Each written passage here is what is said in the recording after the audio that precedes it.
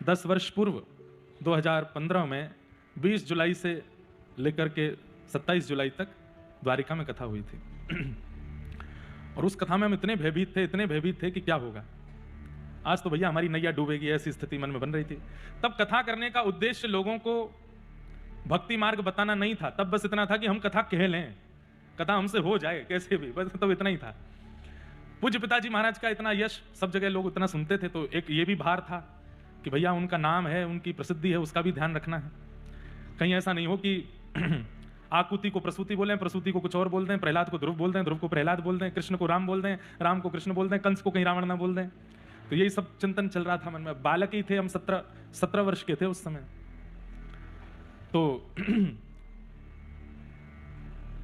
व्यासपीठ पर जाने से पहले मैं बहुत भयभीत था कि क्या होगा। तब हमारे पूज्य नाना जी ने हमारे पूज्य पिताजी महाराज को कहा कि आप लाला को श्री वैष्णव दीक्षा प्रदान करो।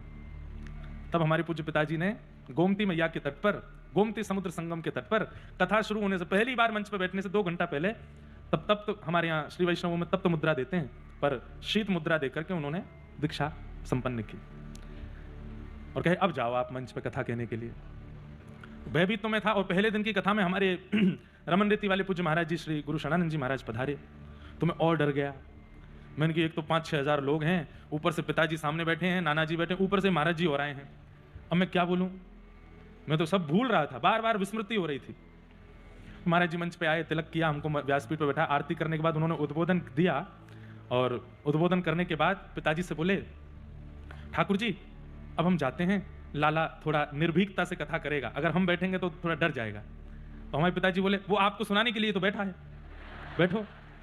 तो महाराज जी अब मुझसे बोले, हमको सुनाओगे? अब मैं कैसे कहूँ कि नहीं। मैं कहूँ हाँ महाराज जी। तो फिर हमारा सोफा सामने लगवाओ, हम सामने बैठ के सुनेंगे। मैंने कहा इधर बैठ जाते तो मैं बिना देखे ही कहता, सामने महाराज जी बैठेंगे। पर बालक बुद्धि में एक बात बता रहा हूं केवल आपको। महाराज जी सामने बैठे और मैं पूज्य पिताजी के गुरुदेव का स्मरण कर रहा था, अपने दादा गुरुदेव का, पिताजी के शिक्षा गुरुदेव श्री अनंत विभूषित श्री रामानुज प्रपन्नाचार्य गुरु जी। भैया ऐसी परिस्थिति में ठाकुर जी को याद नहीं, गुरु को याद करो। ठाकुर जी तो ऐसी परिस्थिति में खेलते और हैं, अच्छा घबरा रहा है और इसकी घबराहट बढ़ा दो, उनको तो आनंद आता है, इसलिए गुरुदेव को स्मरण करो। तो हमने हमारे पिताजी के गुरुदेव, शिक्षा गुरुदेव, जिनकी कृपा से आज सब कुछ है, ऐसे अनंत श्री विभूषित श्रीमद् भागवत के सचल विग्रह श्री रामानुज प्रपन्नाचार्य गुरु जी, उनका चित्र मेरी हर कथा में सन्मुख रहता है।